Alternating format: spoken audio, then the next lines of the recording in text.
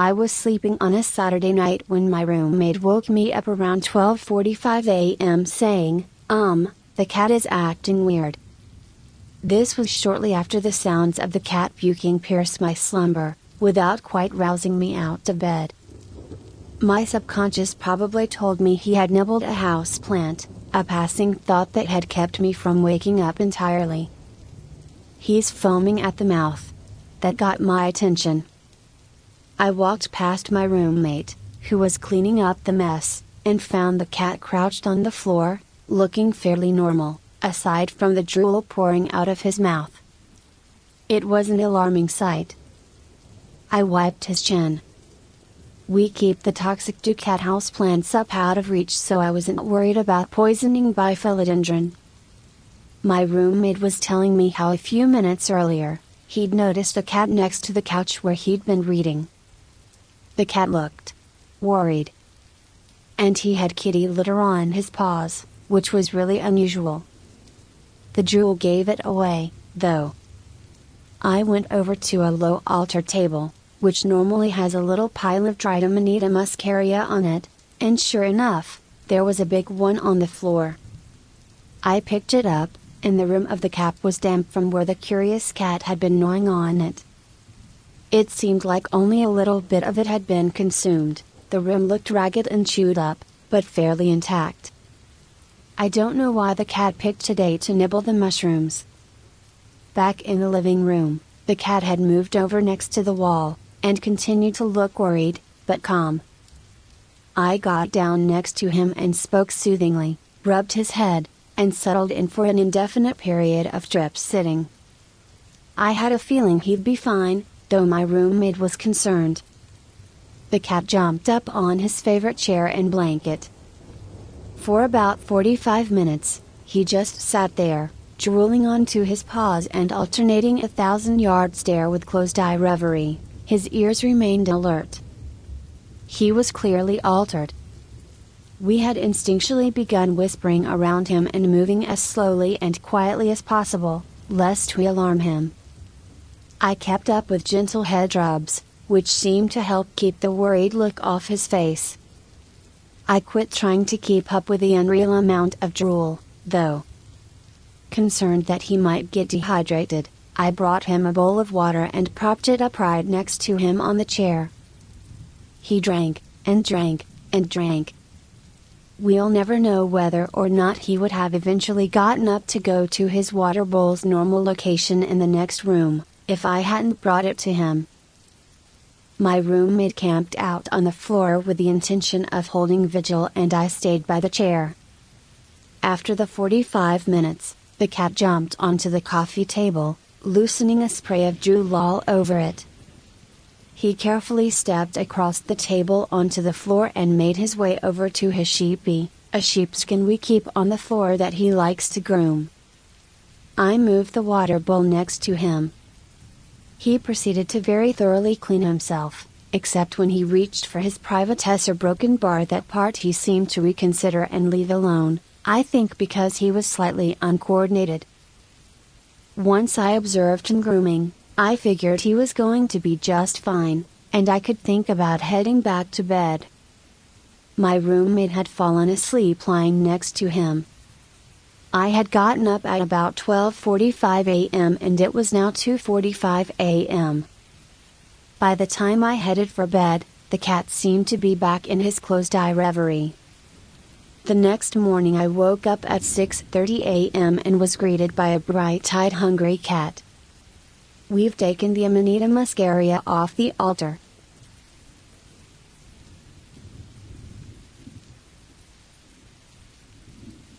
The following events take place over a 4-day binge. Just got out of a 17-day jail stay, my first experience lasting longer than a few hours. It was also my first felony, riding passenger in a borrowed car that turned out to be stolen. Bullshit, but that's another story. A little background on me: I've been an opiate addict since a major surgery at age 13. My first experience with IV morphine changed my life. After leaving the well-supplied hospital, I switched to Vicodin while gradually advancing to Oxycontin. When oxy became too expensive, heroin became an obvious alternative. At the time of my arrest, I had been on a 3-year run using heroin daily. After my release, I was pleased to find that my body no longer needed it. The cravings were there still, but the horrifying panicked sickness was thankfully absent. Unable to pay back rent, my only option for a place to stay at this point was my friend Judy's, who happened to be a serious meth dealer. From the moment I arrived at her house, she kept offering me free hits, which I accepted with some caution. I found that meth tends to hasten heroin withdrawal, but this time I was clean, so I took more and more. I've always been very sensitive to stimulants, only requiring maybe 0.15 grams at a time of average quality meth to keep me up for over 24 hours. Until day 3, I stayed at her house helping her with tweaker activities and gradually feeling the effects of sleep deprivation. At this point I decided I was too on edge, so it was time to search for my old friend, Heroin. Walking down to my old hangout spot in front of 7-Eleven, I saw an old junkie friend standing beside a stranger. This friend, who I'll call Rod, was visibly dope sick and immediately hit me up for money. I told him I had $15, enough for a bag, and was introduced to his friend Eric, who was holding. I'm always skeptical of people I don't know, but Rod assured me that he had tried his dope and it was legit. After buying a balloon, we squeezed into the bathroom stall at the nearby grocery store and proceeded to get out our equipment. I dropped the dope into a spoon and it made a loud clinking sound. Great. He sold me a fucking pebble. I was livid. After berating Rod, I found out that he hadn't ever tried Eric's dope. He was just desperate and needed an immediate fix. Luckily, I was able to get some more money and go through my usual connect. Total bliss. My first shot of H in almost 20 days immediately cancelled out the tweaky edginess caused by the speed. Finally, I was able to relax and went back to Judy's, continuing to use both substances. On day 4, things started to get extremely weird. Walking down the street, I noticed Eric on the sidewalk opposite mine and charged across traffic to apparently beat my money back out of him. As soon as I got near him, he disappeared into thin air. For some reason, this really didn't worry me or seem strange in any way. I had never had any experience with continued meth use in the past, since it always seemed to cancel out my drug of choice. My behavior became increasingly bizarre. I started talking to myself, going on long senseless rants. Later that night, I hooked up with my girlfriend Cass and we stopped at a McDonald's so she could use the bathroom. Now, Cass has always had a problem with bathrooms. For some reason, it takes her at least an hour to take care of business, whatever the hell she does. Tonight was no different. I was growing impatient and knocked on the door repeatedly, only to gain assurance that she would be out in a minute, at least 5 times. I noticed a couple seated at a nearby table who spoke in a southern accent and asked me if I wanted them to go in and get her. This seemed strange, but I shrugged it off anyways. I decided to walk out across the street to have a cigarette when I noticed Cass leaving with a southern couple and getting into a brown station wagon. Reasonably pissed off, I stormed back down to my hangout spot, talking to myself the whole way. Later that night, I ran into a surprised Cass when she told me the news that shattered my whole existence. There was no brown station wagon. There was no southern couple. I had left her there in the bathroom and walked off. She led me to a nearby friend's house and asked him to watch me so I could get some sleep, which I eventually did, after trashing his house and screaming while his parents slept in the next room. In conclusion, be wary of long binges with meth. As if the effects of the drug weren't bad enough, the sleep deprivation can sneak up on you and put you in dangerous situations. I think I'll stick with my old friend the opiate instead.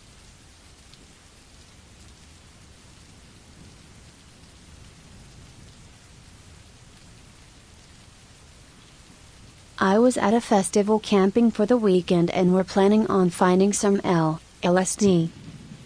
It was a super small festival, and for the first time in my life I couldn't find some for the life of me. I was with my buddy and his girlfriend for the weekend. At that time they both had issues with Percocet. We were really bummed and my boy says I got that vial of DOB with me. I become instantly interested and ask him if he's tried it. He said he had tried it and it didn't work. He said he took a hit and it didn't really do much to him, so I said, well, we might as well try it. Now what happens next was one of the worst experiences of my life. The kid he got it from was my buddy's brother and he didn't know too much about it. He said it was around 8 doses in the vial. He hands me the vial, and I was thinking that it was really weak or something and I just had to take a larger dose. I squeezed the dropper, and got it a little more than half full. Instantly without hesitation dropped it on my tongue. My buddy wasn't paying attention and then looked at me right as I was dropping it. He looked at me with such fear and concern. I will never forget his face as I spit what hadn't absorbed onto my hand. It was like half a shot full. I instantly knew I had really fucked up. He starts telling me that this stuff can be lethal in high doses and obviously I began to panic. I asked him, am I gonna die? He was like, I don't know dude, that was a lot. He grabs the vial from me because he wanted to make sure him and his girl still had enough to get high after I basically ingested almost half what was in the vial. We start discussing how dumb I am and they decide they want to do a couple 30 milligrams Percocet. I didn't do any, obviously wasn't trying to take anything else. About 20-30 minutes passed and all of a sudden I start feeling a burning in the back of my neck. Like right where my spine meets my head. I now knew for sure that this stuff wasn't bunk and I could be in trouble. I started getting violently hot and had to blast the air conditioning in my car. I started going from hot to cold over and over, sweating profusely to the point where my shirt was wet and then I would get super cold. Blasting AC for 5 minutes, then heat for 5 minutes. Then my buddy decides he wants to do his thing and starts crushing up his Percocet. I can tell that I'm coming up very hard and it's gonna be super strong because I hadn't even started tripping yet and I was having like body spasms and shit as well. About 5 minutes after my buddies sniffs the Percocet, both him and his girlfriend puked. We were about 30-45 minutes into this and I was starting to trip, so I thought it might be from the DOB and I'm really fucked. They had taken like 4 hits after me each. I start chugging Gatorades from the back seat trying to keep up with this constant terrible burning in the back of my neck. I drank like 6 or 7 bottles in like 20 minutes. I start to trip/roll super hard. Like blackout hard. I only remember a few pieces from the whole experience. It was a super dark trip and really hard to see anything at all. Finding the bathroom was a huge ordeal. I literally couldn't speak English anymore and would mutter these ridiculous dumb things and I was speaking straight gibberish. I was lost in this nightmare trip for 3 days straight. I couldn't drive yet on Sunday because I was still high. I truly thought I wasn't gonna come back normal. I thought I was gonna be stuck in that dumbass state for the rest of my life and be a vegetable. For 3 days I had these thoughts. Truly fearing for my life through most of it. If anything, I take it as a life lesson, just a real hard one. I feel very grateful for being alive after. They say whatever doesn't kill you makes you stronger, and I agree wholeheartedly.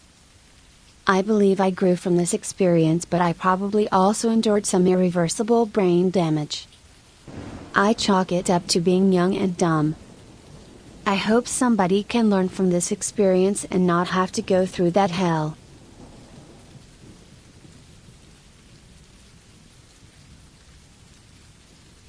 Note: I've chosen to use pseudonyms rather than just initials when it comes to naming the individuals mentioned in this post, because I think names read better and this trip report involves quite a large cast of characters.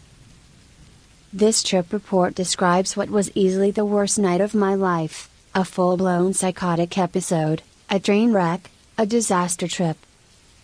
That being said, it was still an invaluable learning experience, and over the following months I was able to use the lessons learned during this experience to reach a better, fuller understanding of myself, my own psyche, and my place in the world.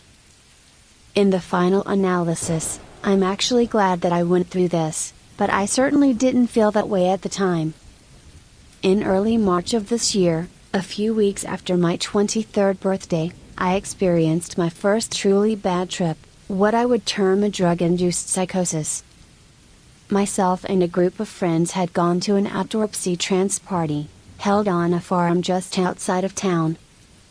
My friend Bella had just acquired a vial of liquid LSD, and we were all very excited to trip together at this party. Note, this would be my 4th time tripping acid.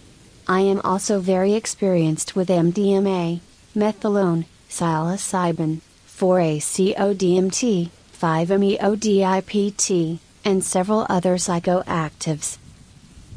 When we arrived, at around 11 p.m., we immediately went to the bathroom to dose up. I asked Bella for 2 drops, approximately 300 micrograms. I'd had 3 drops, approximately 450 micrograms, before, but I had never tripped acid in such a public space before and wanted to play it safe. However, as she was administering the LSD, her hand slipped and I ended up with way more acid under my tongue than I'd bargained for, closer to 5 or 6 drops, 750-900 micrograms, worth. Bella was horrified, and I was understandably apprehensive. But there wasn't all that much to be done about it. I considered retreating to a safer place and waiting out the trip at home, but I had been looking forward to this night for ages and was curious to see how I would handle such an unexpectedly large dose. Not well, as it happens. About half an hour later, I started to come up hard. Visuals were extremely pronounced. Thousands of tiny little spheres of multicolored light began to dance across my vision, and people's faces began to warp and stretch.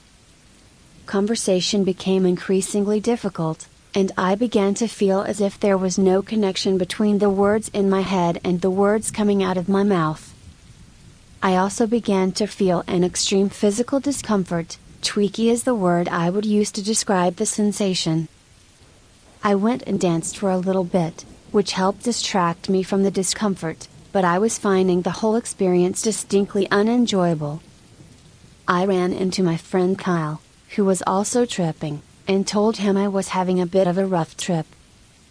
We walked around the party for a bit, chatting in a disjointed fashion, and I felt a bit better. At that point I suddenly remembered that in my wallet were 2 150 mg caps of MDMA that I had left over from my birthday, and in my acid-addled state it seemed like a brilliant idea to take them there and then, despite Kyle's objections.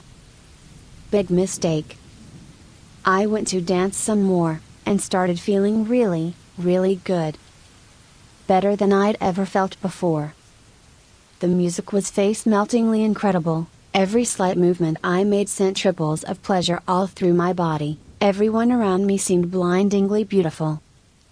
About an hour after I took the MDMA, I decided to take a break, got some water and went and sat by the bonfire, where I ran into my friend Rosie, a beautiful soul who I'd had a massive crush on ever since I first met her last year. We started chatting, and I basically blurted out my feelings for her. She seemed taken aback but pleased, and we kissed for a little bit. Things were taking a turn for the better, but then the incoherency that I'd been battling all night came back with a vengeance. I said some very inappropriate and hurtful things to her, completely unintentionally, and she became very hurt, confused and angry with me.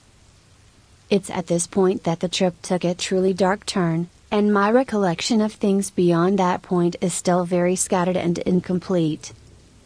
I ran away from her, back into the massive bodies on the dance floor. I became overwhelmed by terrible, uncontrollable feelings of desire, everything and everyone around me took on a very sexual aspect. I started touching, rubbing upon and kissing everyone around me. Obviously, this didn't go down very well with anyone, not that I noticed or cared at the time. Kyle and Bella saw what was happening and tried to drag me away, but I ran away from them into the darkness. I ended up backstage and, for whatever reason, decided to climb onto the roof of a large freight container and throw myself off of it. I landed face first in the dirt, breaking my glasses in the process. A couple of witnesses told me afterwards that I lay still for a very long time, about 10 to 15 minutes, they said, and I think I may have sustained a mild concussion from the fall. Eventually, one of the organizers of the party found me and took me to the chill-out tent, where he tried to contain me and calm me down. My memories of this time are very fragmented. I remember lying on an old, beat-up couch, pushing my fingers into holes in the couch and being very aroused by this. I remember people's faces morphing and warping around me, total strangers turned into childhood friends, men turned into women, friends and acquaintances turned into celebrities and pop culture icons. It was as if every time I blinked I was transported into a totally different reality with totally different rules. At one point I became convinced that to solve the world's energy crisis we needed a second sun, and that I had the power to will this sun into existence at another. I remember being given water to drink and then believing that I was drinking whole oceans dry, swallowing rain clouds, draining seas, sucking the whole world dry to quench my terrible thirst. A second later, I hallucinated that I was surrounded by silverback gorillas. The whole time apparently I was raving, talking non-stop gibberish. What's important to note, however, is that this whole time during the psychotic part of the trip, I didn't feel fearful, or anxious, or anything like that. On the contrary, I was consumed by an overpowering, awe-inspiring sense of wonder and joy. It was as if I was so happy that my brain couldn't cope with it, and happiness itself was driving me insane. Eventually, sometime past sunrise, someone managed to feed me an antipsychotic, chlorpromazine, I think, and someone else managed to call my flatmate to come take me home. Once I was back in my bedroom, reality began to return to me bit by bit, and I slowly began to realize just how fucked up that night had been. I was sobering up but still tripping, and that was when I entered into the most hellish and nightmarish part of the trip. I lay in bed sobbing my eyes out as a multitude of demonic-looking worms and centipedes and other crawling vermin slithered and swarmed all over me, enveloping me in slimy darkness. I puked all over myself, and pissed my pants, several times, unable to even drag myself to the bathroom to clean myself up. I remember looking at my hands, and seeing the flesh begin to blacken and wither until the skin slid off of my body and all that was left was yellowing bone. At that moment, still in the grip of the monstrous Candyflip but sober enough to realize just how badly fucked up things had gone, I hit rock bottom, and for the first time in my life found myself contemplating suicide. I finally managed to cry myself to sleep at around 10 a.m. The next few weeks were very difficult.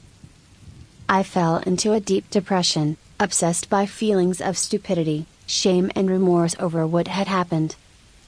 Fortunately my friends were very understanding and supportive, and with their help I was able to get my shit back together and carry on with normal life. I tripped on acid once more in the months that followed that night, mushrooms twice, and had 2 MDMA rolls, but no combos, and everything went pretty smoothly. I wanted to prove to myself that I was not permanently insane, and that I could still enjoy drugs despite what had happened.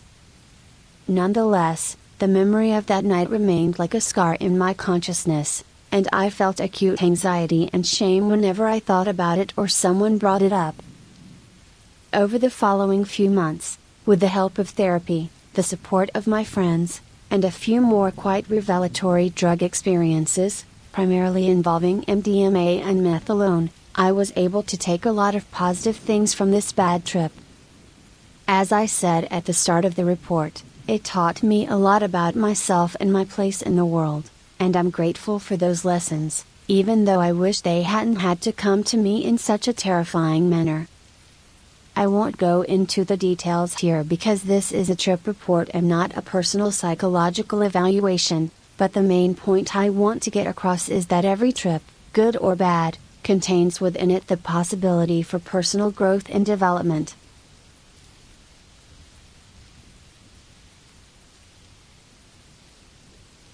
I had it decided. I was going to take 15 milligrams of DOM. I had taken this dosage before but with tolerance of only a few days and again the day after. I tripped but it was nowhere near this experience.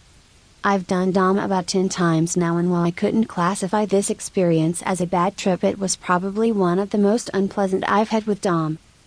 Setting, me and a friend had the house to ourselves. Or so we thought. We were stationed upstairs and each had a bed/couch to ourselves. My friend had taken 10 milligrams and I had taken 15 milligrams.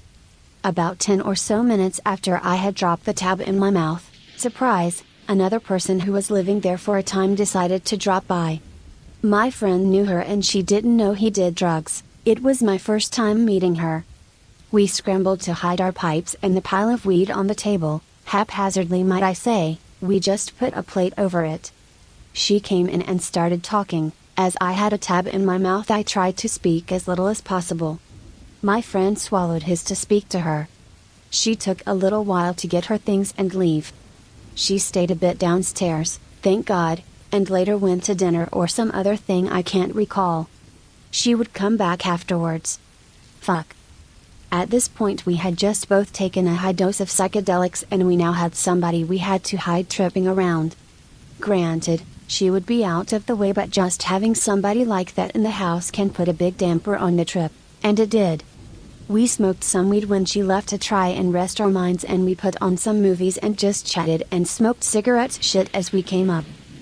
It's been a few hours now, and we're probably at the 5-hour mark which I consider to be peak, near peak. We were both immobilized at this point. Stuck within our own heads, unable to communicate. It's not bad at this point until she comes back. There's something I should say about her. She's a very high energy person. Zipping around the room, talking to herself, I could hardly make sense of what she was saying. I'd get some words but I couldn't keep track of sentences. I wasn't sure if she was really there or not or if I was in some sort of dream. I felt like as she walked across the room I couldn't keep track of her, she seemed to be in fast forward. She goes back downstairs and me and my friend are just chilling again, but this time with an authority figure in the house. This is where things went south very fast. The movie quickly became far too intense, it was too much stimulation.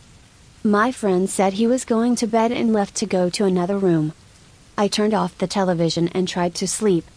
Tossing and turning all night. All goddamned night.